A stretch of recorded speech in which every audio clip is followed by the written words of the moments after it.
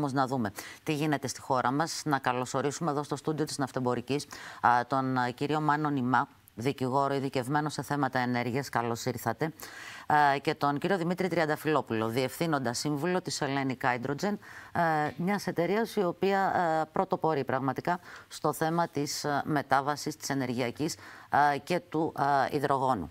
Κύριε Νιμά, να ξεκινήσουμε βλέποντας λίγο πού βρισκόμαστε στην Ελλάδα. Ενεργειακή μετάβαση και υδρογόνο, πού βρισκόμαστε σε επίπεδο και στόχων και στρατηγικής αλλά και νομοθεσίας. Η ενεργειακή μετάβαση είναι κάτι το οποίο επηρεάζει τη ζωή όλων μας. Κάθε χώρα έχει θέσει το δικό της ορόσημο για την επίτευξη κλιματικής ουδετερότητας. Δηλαδή για το μηδένισμα των εκπομπών αερίων του θερμοκηπίου. Το μηδενικό αποτύπωμα. Ακριβώς.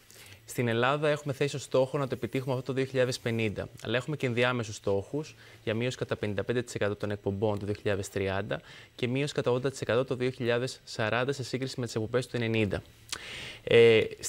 Στην ουσία έχουμε την στρατηγική μας για το πώς θα φτάσουμε στο μηδενισμό των ανθρακούχων εκπομπών, αλλά όμως σε αυτό το σημείο θα ήταν καλό να έχουμε υπόψη μας ότι δύο είναι τα κρίσιμα εργαλεία για να το επιτύχουμε. Ο εξηλεκτρισμός και τα εναλλακτικά καύσιμα. Με τον όρο εξηλεκτρισμό εννοούμε στην πράξη την χρήση άμεσα της πράσινης ενέργειας στους τομείς εκείνους της οικονομίας που μπορεί να εξηλεκτριστούν. Σε εκείνες που δεν μπορούν να εξηλεκτριστούν, δηλαδή στη βαριά βιομηχανία και στις μεταφορές, ιδίως στην ναυτιλία και στην αεροπλοεία, χρησιμοποιούμε τα εναλλακτικά καύσιμα. Εκεί η τεχνολογία του υδρογόνου έρχεται να παίξει το δικό της ρόλο. Σε ευρωπαϊκό επίπεδο έχουμε την Ευρωπαϊκή Στρατηγική για το υδρογόνο 2020 και το σχέδιο REPowerEU που μιλούν για εισαγωγή 10 εκατομμυρίων τόνων και άλλων τόσων σε εγχώρια παραγωγή, αλλά και τράπεζα υδρογόνου που θα συμβάλλει στη χρηματοδότηση. Στην Ελλάδα δεν έχουμε αυτή τη στρατηγική αυτή τη στιγμή. Αυτό που έχουμε είναι ότι έχει ενσωματωθεί στο Εθνικό Σχέδιο για την Ενέργεια και το Κλίμα, το λεγόμενο ΕΣΕΚ, ειδικό κεφάλαιο για τον ανανεώσιμο υδρογόνο. Στο οποίο τι αναφέρει? Αναφέρει ότι το 30 και μετά αναμένεται η ανάπτυξη τέτοιων συνθετικών καυσίμων με βάση το υδρογόνο σε πιλωτικές εφαρμογές, ενώ από το 40 και μετά θα γίνει σε μεγάλη κλίματα ανάπτυξη λόγω τεχνοοικονομικών βελτιώσεων, μείωση του κόστους και βελτίωση τεχνολογίας. Όσον αφορά την νομοθεσία, δεν έχουμε νομοθεσία δεν έχουμε αυτή τη στιγμή νομοθεσία η οποία να είναι προσανατολισμένη αποκλειστικά στο υδρογόνο. Έχουμε διάσπαρτες διατάξεις, αλλά μέσα στο επόμενο διάστημα αναμένεται από το Υπουργείο Περιβάλλοντος και Ανάπτυξης και Ενέργειας να υπάρξει αυτό το νομοθετικό πλαίσιο, το οποίο θα ορίζει την αντιδοτική διαδικασία για τα έργα υδρογόνου, αλλά και τα σχήματα ενίσχυσης. Πράγμα που θα δημιουργήσει επενδυτική ορατότητα και έτσι θα ξεκλειδώσει υπεραιτέρω επενδύσεις στο τομέα αυτό. Να πάμε στην επενδυτική ορατότητα τώρα. Κύριε Τριανταφυλόπουλε, να περάσουμε σε εσάς. Λοιπόν, μας είπε ο κύριος Νιμάς ότι είμαστε εν αναμονή αυτής της ορίμανσης και του νομοθετικού αλλά και του επενδυτικού περιβάλλοντος. Εσείς όμως, η Hellenic Energy, έχετε ήδη τοποθετηθεί στην αγορά του πράσινου υδρογόνου με την πρώτη επένδυση κατασκευής μονάδας ηλεκτρόλυσης στο αμίντιο. Μια επένδυση η οποία οριμάζει και σε τεχνικό και σε αδειοδοτικό επίπεδο. Ποιες είναι οι δυσκολίες που εντοπίζετε μέχρι τώρα στην διαδικασία? Καλησπέρα καταρχάς και ευχαριστώ για την πρόσκληση και τη δυνατότητα να συζητήσουμε για ένα τόσο σημαντικό θέμα για την ενεργειακή μετάβαση και το ενεργειακό μέλλον. Η Hellenic Hydrogen είναι μια κοινοπραξία δύο εκ των κορυφαίων ενεργειακών ομίλων της χώρας, της Motor Oil και της ΔΕΗ, και είναι και η πρώτη και μοναδική εταιρεία στην Ελλάδα, η οποία έχει ως μοναδικό σκοπό την παραγωγή ανανεώσιμου υδρογόνου σε έργα βιομηχανικής κλίμακας. Υπό αυτή την έννοια, είμαστε και οι πρώτοι οι οποίοι αντιμετωπίζουμε όλες αυτές τις προκλήσεις τις οποίες ονομάζατε. Εγώ θα έλεγα να το συνοψίσουμε σε τρεις βασικές προκλήσεις. Η μία βασική πρόκληση είναι αυτή που ανέφερε και ο κ. Νιμάς, η οποία είναι η απουσία νομοθετικού και ρυθμιστικού πλαισίου. Όπως καταλαβαίνετε, κανένας επενδυτής, εγχώριος ή ξένος, δεν μπορεί να προχωρήσει σε μια επένδυση αν δεν υπάρχει ένα σαφές πλαίσιο στο οποίο θα μπορεί να κινηθεί, να αξιολογήσει τα ρίσκα και να προχωρήσει ή όχι σε μια επενδυτική απόφαση.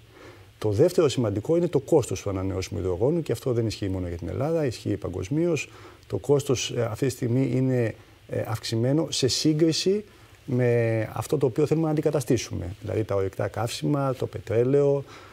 Αυτό όμως είναι κάτι το οποίο προβλέπουμε τα επόμενα 5 χρόνια ότι θα βελτιωθεί σημαντικά και με την βελτίωση της τεχνολογίας, αλλά και με τη μείωση της τιμής της πράσινης ηλεκτρικής ενέργειας, την οποία χρειαζόμαστε.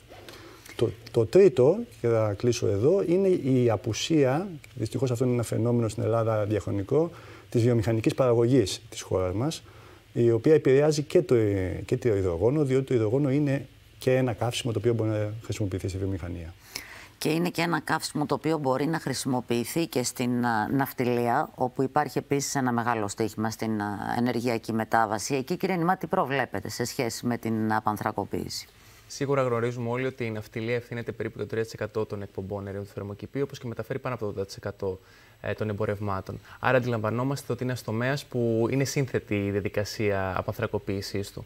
Υπάρχουν τα συνθετικά καύσιμα με βάση το υδρογόνο, ιδίως η συνθετική μεθανόλ και η συνθετική αμμονία, που προτάσσονται για την απανθρακοποίηση. Περιλαμβάνονται αυτές οι προβλέψεις για την ανάπτυξη αυτών των τεχνολογιών από το 30 και μετά στο ελληνικό σχέδιο για την ενέργεια και το κλίμα. Και βεβαίως υπάρχουν και σχετικές προβλέψεις σε ευρωπαϊκό επίπεδο. Χαρακτηριστικό είναι το σύστημα εκπομπών εμπορίας αερίων, το λεγόμενο EUTS, το οποίο περιλαμβάνεται πλέον και εφαρμόζεται και στην ναυτιλία.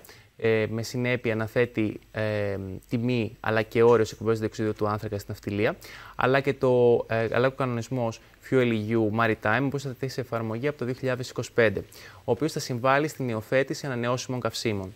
Τώρα, όσον αφορά τα μέτρα αυτά, αντιλαμβανόμαστε ότι έχουν το χαρακτήρα του μονομερούς και περιφερειακού, με την έννοια ότι είναι ένα παγκόσμιο industry η ναυτιλία και χρειάζονται παγκόσμια μέτρα.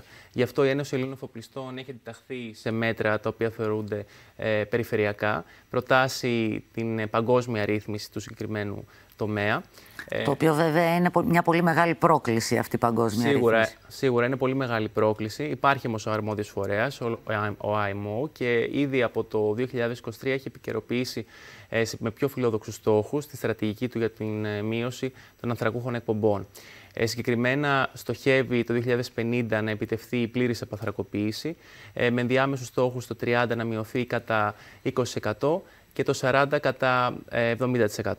Σε κάθε περίπτωση όμως είναι καλό να έχουμε υπόψη μας ότι αυτοί είναι απλώς στόχοι, δεν έχουν νομική δεσμευτικότητα, άρα στο τέλος της ημέρας είναι κρίσιμο να καθίσουν όλοι σε ένα τραπέζι και να ανεβρεθεί η χρυσή τομή μεταξύ του στόχου που είναι η επίτευξη της απανθρακοποίησης ναυτιλίας, αλλά και της διατήρησης βιωσιμότητας και ανταγωνιστικότητας του κλάδου.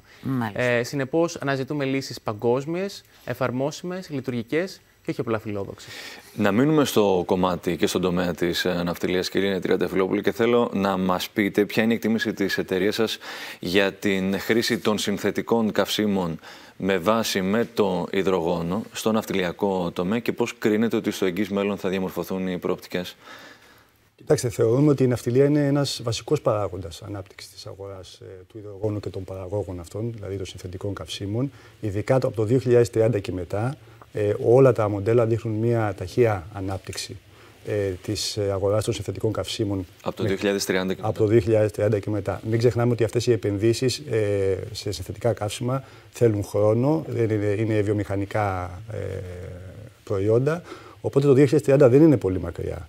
Αυτό που πρέπει να δούμε είναι να υπάρχει μια ισορροπία μεταξύ του ρεαλισμού που υπάρχει στην ναυτιλία και του οράματος που επίσης υπάρχει στην ναυτιλία. Το έχουμε δει και τα δύο. Μην ξεχνάτε, τα τελευταία χρόνια οι Έλληνες εφοπλιστές έχουν επενδύσει εκατομμύρια ευρώ σε πλοία νέας γενιάς, μερικά από τα οποία μπορώ να σας πω ότι ήδη μπορούν να καταναλώσουν ποσότητες μεθανόλης, συνθετικής μεθανόλης στις μηχανές τους. Άρα είμαστε αρκετά θετικοί. Βέβαια, πρέπει να υπάρχει μια σταδιακή ποσόστοση και να μην υπάρχει μια βίαιη προσαρμογή, διότι αυτό δεν θα είναι προς όφελος ούτε της ναυτιλίας αλλά ούτε και της παραγωγής του ανανεώσιμου υδρογόνου. Μάλιστα. Μεγάλες οι προκλήσεις, μεγάλα και τα επενδυτικά σχέδια. Και αυτή η κουβέντα νομίζω ότι ήταν ένα ερέθισμα για να δούμε το ζήτημα των εναλλακτικών και καθαρών καυσίμων σε πολύ μεγαλύτερο βάθος, να ανανεώσουμε το ραντεβού μας μαζί σας. Ευχαριστούμε προς το παρόν και τον κύριο Μάνο Νημά και τον κύριο Δημήτρη Τριανταφυλόπουλο, διευθύνοντα σύμβουλο της Hellenic Hydrogen.